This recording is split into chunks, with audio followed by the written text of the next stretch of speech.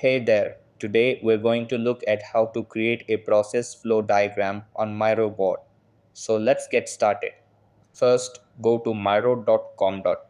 Over here, click on the login button. After that, sign in using your email or Google account. Then you'll be taken to your Miro dashboard. Over here, click on the board you want to use or click the plus button to create a new board. After that, click on Tools. Then search for templates in the search bar.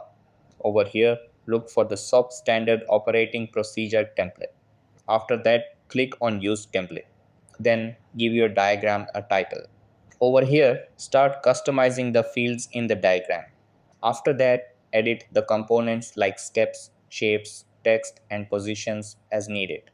Then review your diagram and make adjustments. After that, use the sharing features to collaborate in real time. And that wraps it up. Appreciate you watching. See you in the next.